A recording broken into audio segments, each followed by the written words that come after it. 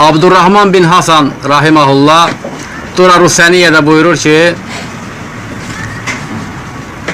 "Lev arafa'l abd ma'na la ilahe illallah la arafa enne men şakka ev teraddede fi kufri men eşreke ma'allahi gayrehu ennehu lem yekfur bit tağut." Əgər qul la ilahe illallah kəlməsinin mənasını bilsə, mütləq bilər ki, Allah'tan başkasına ibadət edənin, şirk edənin təkfirində şək eləyən və yaxud da tərəddüd eləyən insan tağuta küfr etməyib.